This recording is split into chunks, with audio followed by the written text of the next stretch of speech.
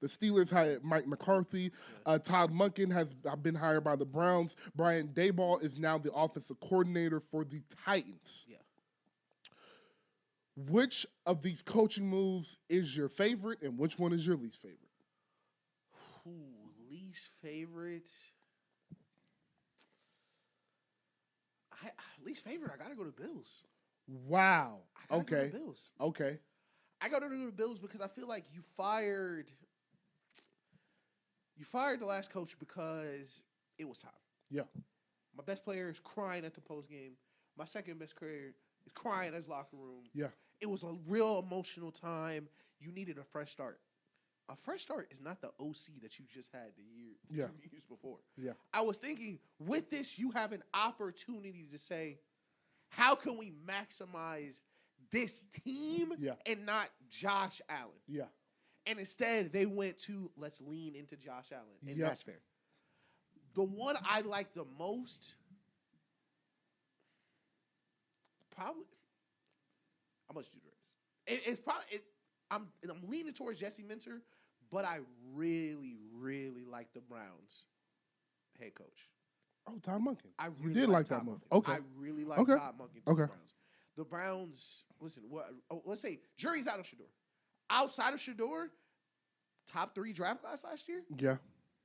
A lot of young talent. They're going to be going through a rebuild. He's going to have time to get his situations in order. But if he can, which I believe he is, an offensive guru head coach, and he is going to mold / believe in Shador like that, at least for the first couple years, I love that for the Browns and Shador because no matter what, they're only going as far as their quarterback will take them. Okay. Yeah. I like both of those answers. So I will be honest, and I forgot 2 coaches. Jeff Hafley, who was the defensive coordinator for the Packers, was hired to be the Miami Dolphins head coach, and Robert Saleh was hired to be the Titans head coach. So my least favorite move, and I've gotten really good about this and making sure that we're combative and we give different answers on this thing, but this time I'm going to the Bills. Oh, and my bad, Kevin Stefanski to Atlanta. But we had already spoken about that. Fuck yeah. Oh, yeah. Y'all know I love that. Yeah. So my least favorite move is the same as Ish's. And I was surprised about that. Yeah, that's crazy. But Joe Brady to the Bills makes no sense to me. No sense. So first off, I would be the first to say I do not think they should have fired Sean McDermott. Right. I did not agree with that decision. I thought that nothing that happened and the reason they are not in the Super Bowl had to do with Sean McDermott. Yeah. Not one thing. Bro, I didn't throw 4 picks.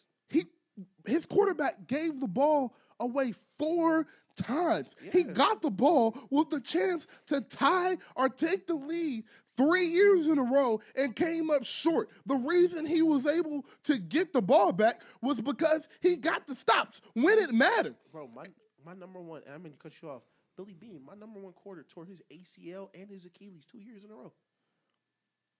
And I'm still always in the playoffs. I'm still always about to win the division, always above 11, 12 wins. And now I'm fired because the quarterback can't get it done. And I know he wasn't supposed to be fired because he said he wasn't going to fire him, so he saw Josh Allen crying.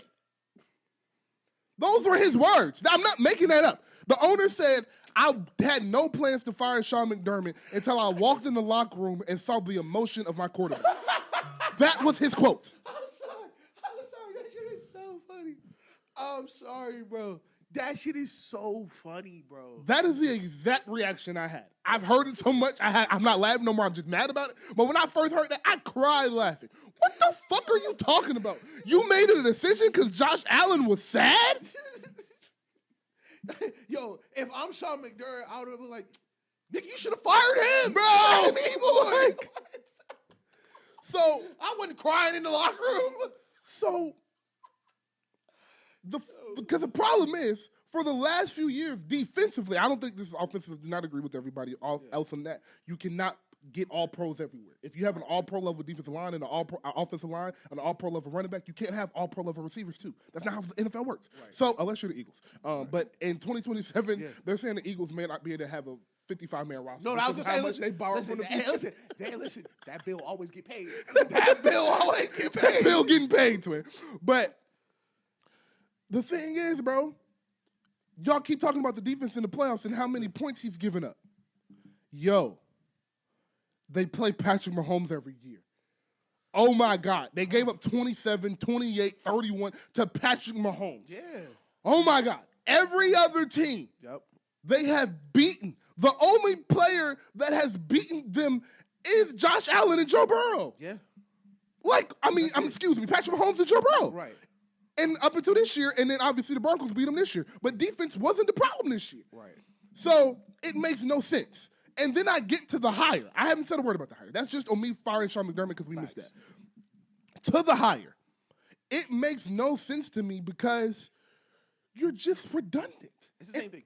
And in the press conference, they said, we need a new voice. Yep. We need new reasoning. We need a new purpose. We need new foundations.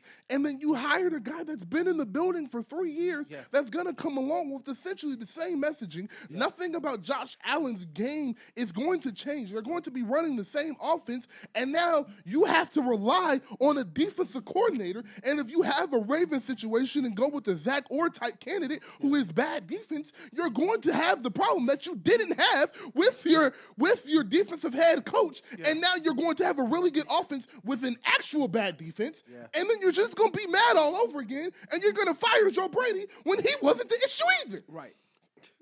The one issue they had in that building was the one guy they fucking promoted who fired him, and they had a strange relationship with the head coach when he came and told him in week 14, this roster isn't good enough. Nope. And you got in your feelings because you like the roster, even though the guys out there coaching, the guys out there playing are telling you, the pundits, the guys that study this game, that analyze this game are telling you, yo, this roster is not good enough. But your arrogance can't believe that, and because you put this roster together, you believe it is. So you're going to go back to war with essentially this same roster with maybe one new core receiver and maybe one new defensive lineman or corner, and you're going to get the same fucking result because you got the same formula.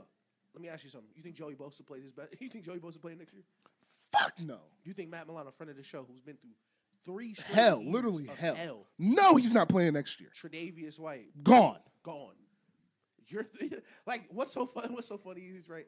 You're so right because we're gonna walk in here week 9 next year. Like, the Bills should hire Sean McDermott at DC. Yeah, they could really use the defensive mind like Sean McDermott. Because what you are, and congratulations, Buffalo, you are now the Bengals. Congratulations. Yo. What I think it happened, and they'll never say if this did because he's a superstar level quarterback who deserves this respect. If you believe so, I don't think quarterbacks and players should have a big hand in what happens in your front office. It sounds like he fired Sean McDermott and Josh Allen was like, Joe Brady has to stay. To me, that's exactly what I got from it. And you can't really hire a head coach and then keep Joe Brady at OC because if you hire a head coach, he's gonna want his own OC. And if you would have hired Brian Daboll, he would have called a play. So exactly. So it felt like a knee-jerk reaction, which we know it was, followed by another knee-jerk reaction, which is let me go tell Joshua we're gonna get rid of him and we're gonna keep Joe. No, like if you really want to tear this shit down and be a better team next year, you would have fired Sean McDermott, the whole staff, let everybody go, and in the interviews with Mike McDaniel, with Brian Flores, with coaches and coordinators. Anthony Weaver, DC for Broncos. Who could change your culture, change your life, you would be able to go all in on those. But if I'm Mike McDaniel, why the fuck would I come to Buffalo and y'all keeping Joe Brady? What am I doing here? Exactly. And if I'm a defensive coach, you just fired a defensive coach. You just fired a defensive coach. Exactly. Why would I come be a defensive coach for you? Exactly. It reminds me of the Eagles situation. Listen, Nick Sirianni names himself offensive coordinator too. Like, that's how I feel like we're damn near there. Yeah. No one's going to take that fucking job. Why would you want to take that job? No one's going to take that job except somebody that's trying to get to another job. If I was Brian Flores and I'm like, I'm in Minnesota, I'm Brian Flores, everybody knows I'm Brian Flores, I'm going to get head coaching jobs until I retire. Why would I go to Buffalo where I know quarterback ain't going to get no blame? Yeah. Yeah. I know the GM is bulletproof, apparently. Yeah. And the owner will walk in and fire me because this grown-ass man is crying because he fumbled before halftime. And then the owner will get up and lie about who drafted who and shit on one of the players at the defense of the GM and then get caught in the middle of it. Why the fuck would I want to go play for this? What? And what's so nasty is because listen, the Keon Coleman jokes are fucking hilarious. Hilarious. Cam Newton, I ain't gonna lie. Cam Newton and Gilly got into that argument, and ever since, Cam has been on a generational media right now. But Keon Coleman caught a touchdown in the playoff game. Hello. Keon Coleman is coming off of. I don't care. He almost dropped. He damn near almost dropped. He dropped the first one. He dropped the first one. The first drop was so nasty, niggas don't even remember the second one. But he scored a touchdown, bro. He is coming off of easily the best moment in his professional career. Yeah. And because you want to defend Brandon fucking Bean, yeah, you go shit on this young nigga who just had the best game. Listen, I'll tell you one thing you do need next year, Keon fucking Coleman. And he's under contract. He ain't going nowhere. Right. So you doing that was asinine. Right. So I don't understand what the Bills are doing. It's redundant. Yeah. My favorite hiring of the cycle is actually Robert Saleh. Oh, yeah. But you know why we're here, so I'm going to talk about the Ravens. Yeah. I love my number 2 candidate after Clint Kubiak, Jesse Minter. Why do I love that guy? Why do I love this hire? One, I wanted a specialist, either defense or offense. Right. I started as the hiring cycle we got later in the hiring cycle, I started to lean more towards defense because I believe defensive coaches set a better culture. Facts. And that is no shame to Sean McVay, Kyle Shanahan, Mike McDaniel, Ben Johnson, nothing like that. But I do believe that all of those teams have a problem with clock management. Yeah. All of those teams have a problem toughness. With toughness, and all of those coaches make lapse in judgments due to their boy geniusness and their arrogance. Sometimes going for it, like on 4th down, going for it, like who did that? Sean Payton. Sean Payton going for it on 4th down when you shouldn't have. Sean McVay not fixing his special teams, which is the reason they lost 4 of the 5 games they lost this year. Ben Johnson going for it on 4th down. Ben Johnson going for it on 4th down too much. Like those. Dan Campbell. Sorry, Barry. Those guys. Come with a few deficiencies I don't love in head coaches. Right. Jesse Minter, word on the street is, and I'm brilliant because I listen to those. I'm brilliant because I know I'm not, and I am listening to what the people in the NFL are saying about this man, and all I keep hearing is the next Mike McDonald. Yeah, literally. So if we missed out on the first one that we had on the building, let's bring back the one they did have in that building. Little do you guys know, Jesse Minter and Mike McDonald are very close. They were both got to Baltimore at the same time. Jesse Minter is a hardball guy. He left one hardball, went to the other hardball at Michigan. He went to Vandy Perth, then went to Michigan. That Michigan team that didn't let nobody score 12 points in the college football playoff, he was the helm of that. And then the Chargers defense was 24th. They hadn't had a top 20 defense in 6 years. The next year, they were the number 1 ranked defense, and this year, they were the number 8th ranked defense. A ridiculous turnaround and a guy that will set the tone for a culture. Yeah. I'm glad you mentioned that because I did just want to throw this in there. I'm going to let you finish. Like you mentioned how he's a Harbaugh special. John Harbaugh called his brother, say, yo, I can't stop the run. I can't stop. I can't get stops. He said, all right, I'm going to send you Jesse Minter. That's literally what happened. Yes. That's literally what happened. That is crazy. Like, he went from the best, arguably the best mind in college football to top 3 defensive minds in the NFL like that. So, Jesse Minter is really like that. And then offensively, everybody is obviously like, you have Lamar Jackson. Why don't you want to get a coach to pair with him? Because I really actually like that they didn't go with the head coach that needed to have this special relationship with Lamar Jackson. Right. So this offseason and this year, you're so focused on working with Lamar and making sure he's comfortable and happy and all of that, that you forget about the other side of the ball. Or you forget about special teams. Or you forget about game management. So now we have Jesse Minter to deal with the defense and then all of the game day schematically, clock management, etc.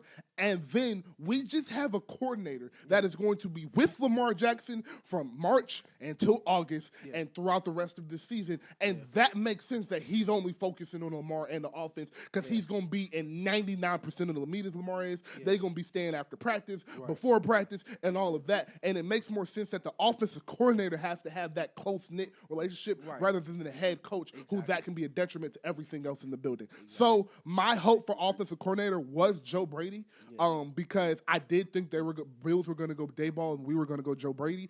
But now I think the three candidates they have are Joe Webb, who is 30 years old and is supposed to be a phenom offensive mind. He is the Denver Broncos pass game coordinator. He used to play, right? Yes. He is getting a lot of interviews right now. Then we have, I'm sorry, not Joe Webb, Davis Webb. That's David Webb. That's David Webb. Yeah. Number 2, we have Clint Kubiak. I'm so sorry. Cliff Kingsbury. Right. And Cliff Kingsbury, I like as a hire. The only thing that worries about me is the no under center thing. He does not run under center a lot, and I hate that in the NFL. That would have to be, you have Derrick Henry, you have to get under center. Right. So hopefully he would recognize that. Very simple point. He run pistol. Yeah, type shit. But the last hire who just came up last week, and I am really interested in, is the offensive coordinator for the Bears. And that Lamar Jackson and that West Coast offense with Derrick Henry, Lord have mercy. Yeah, I like that. I love where the Ravens are going. I think the Ravens and the Bills literally just went in opposite directions. Yeah. A topic I had for this summer was who do you think doesn't win one between Lamar, Josh, and Joe? Yeah. Between Lamar, Josh, and Joe, because one of my losers was going to be all three of the big three. Not getting one. Because now one of them is going to be an afterthought. Yeah. Like, now that we have Jaden, Caleb, and Drake, 2 of those guys are going to become the